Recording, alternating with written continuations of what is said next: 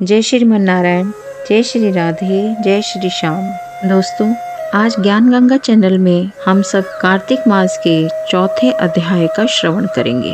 आप सभी का इस चैनल में बहुत बहुत स्वागत। नारद जी कहने लगे कि हे ब्राह्मण, कार्तिक मास के महात्म्य का विधि पूर्वक वर्णन करिए। ब्रह्मा जी कहने लगे कि हे नारद, तुम बड़े सज्जन पुरुष हो जो लोगों के हित के लिए ऐसे प्रश्न करते हो। अब मैं ऐसी कथा तुमसे कहता हूँ जिसके सुनने मात्र से पापों का नाश हो जाता है। हे नारद, सूत जी इसी नैमिषारण्य तीर्थ में शौनक ऋषियों से कहते हैं कि ऋषियों, साधुओं का सत्संग अति पवित्र होता है और संसार के पापों के भय को दूर कर देता है, ज्ञानियों को मोक्ष देता है, कामना वालों की कामना पूरी करता है। श्री गंगा जी पापों को नष्ट कर देती हैं, चंद्रमा ताप को दूर कर देता है, कल्प वृक्ष दीनता को नष्ट कर देता है, परंतु साधु समागम पाप, ताप और दीनता तीनों को नष्ट कर देता है। इसका आधा क्षण भी मोक्ष का देने वाला हो जाता है। इतनी वार्ता सुनकर ऋषि कहने लगे कि हे सूत जी, आप कृपा करके कार्तिक महात्म्य इतिहास तथा प्रसंग सहित सुनाइए। तब सूत जी कहने लगे कि हे ऋषियों, एक समय भगवान कृष्ण से कमल जैसे नेत्रों वाली श्री सत्यभामा जी कहने लगी कि मैं धन्य हूँ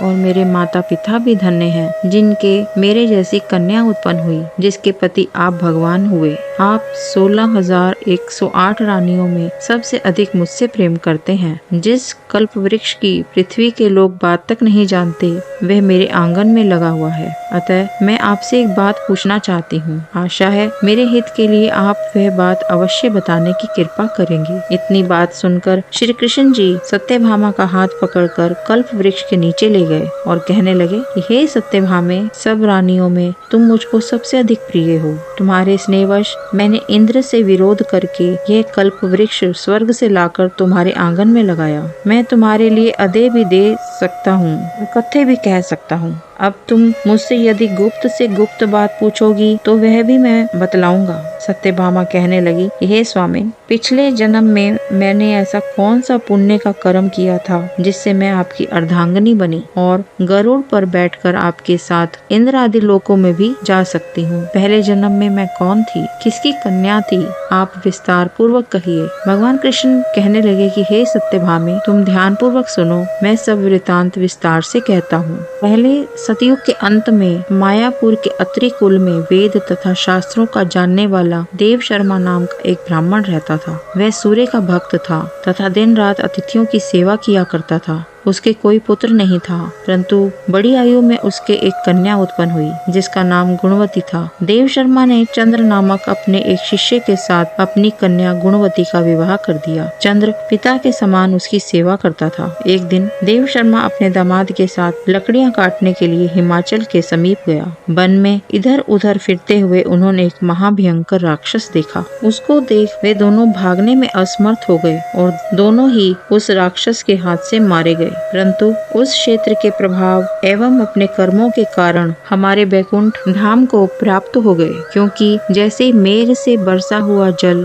सब नदियों द्वारा समुद्र में प्रवेश पा जाता है, वैसे ही गणेश, शिव, सूर्य, विष्णु किसी भी देवता की उपासना की जाए हमको ही प्राप्त हो जाती है। इसी प्रकार वे दोनों सूर्य के भक्त हमारे दूतों द्वारा विमान में बैठकर हमारे लोक को प्राप्त हो गए। उन दोनों का मरण सुनकर गुणवती बड़ा रुदन करने लगी और पुकारने लगी कि हे पिता, हे पति, तुम्हारे बिना मेरा निर्वाह कैसे होगा? मैं किस प्रकार जीवित रह सकूंगी? तुम मुझे छोड़कर कहाँ चले गए? मेरे अन्न तथा भोजन का प्रबंध कैसे होगा? मेरे लिए अब कोई ठिकाना ना रहा। इस प्रकार विलाप करती हुई वह अचेत होकर वृक्ष की तरह भूमि पर गिर गई और जब कुछ चेतना आई तो उसने घर का सामान बेचकर उन दोनों की अंत्येष्टि क्रिया की और मेरी भक्ति में सदा तत्पर रहने लगी। इसी प्रकार कार्तिक मास आ गया और वह कार्तिक के व्रत करने लगी तथा एकादशी का व्रत भी करने लगी। ये दोनों ही व्रत भगवान को अति प्रिय हैं तथा मुक्ति और ऐश्वर्य के देने वाले हैं। कार्तिक मास में तुला के सूर्य में जो प्रातः काल स्नान करते हैं, जागरण तथा दीपदान करते हैं, उनके महापातक नाश हो जाते हैं। जो मंदिर में जाकर झाड़ू देते हैं या भगवान की पूजा करते हैं, वे जीवन उन्मुक्त हो जाते हैं। जो तुलसी के वन की पालना करते हैं, वह फिर इस संसार में आकर जन्म नहीं लेते हैं। एक दिन वह ज्वर से पीड़ित हो गई। तब भी दुर्बल शरीर वाली गुणवती गंगा स्नान को गई। अतएव गंगा जी में प्रवेश करते ही शीत के मारे उसकी सब देह कांपने लगी और वह शिथिल होकर वहीं पर गिर पड़ी। उसी समय हमारे दूत सुंदर विमान में बिठाकर उसको हमारे धाम में ले आए। यह कार्तिक के व्रत का ही प्रभाव था। फिर द्वापर में ब्रह्मादि देवताओं की प्रार्थना पर इस पृथ्वी का भार उतारने के लिए हमने कृष्णा अवतार लिया। तो उस समय हमारे ही सब देवगण यादव बने और तुम्हारा पिता देव शर्मा शत्राजित हुआ, चंद्र शर्मा अक्रूर हुए और तुम गुणवती सत्यभामा हुई। कार्तिक के व्रत के प्रभाव से तुम हमारी प्यारी हुई। तुमने आजन्म तुलसी के वृक्ष का पालन किया, इसी से तुम्हारे आंगन में कल्प वृक्ष है। कार्तिक में तुमने दीप दान किया, इसी से तुम्हारे घर में लक्ष्मी स्थित है। जो कार्तिक मास में तुमने व्रत आदि किए, उसी से तुम हमारी अर्धांगिनी हुई। जो कोई कार्तिक मास में व्रत आदि करता है वह हमको तुम्हारे समान ही प्रिय होता है। अन्य दूसरे जप तप यज्ञ दान आदि कार्तिक मास की 16वीं कला के बराबर भी नहीं है। आज की कथा यहीं तक। शेष कथा कल इसी चैनल पर। वीडियो अच्छी लगी हो तो लाइक शेयर अवश्य करें। आपका एक लाइक हमें बहुत मोटिवेशन देता है। अपने सुझाव कमेंट में अवश्य दें। जो प्रेमी जन नए हैं, पहली बार इस चैनल पर आए हैं, कृपया सब्सक्राइब अवश्य कर लें। बेल आइकन को दबा दें, जिससे आपको नोटिफिकेशन मिलेगी जब भी कोई वीडियो नई आएगी। धन्यवाद। जय श्री राधे, जय श्री श्याम, जय श्रीमन नारायण।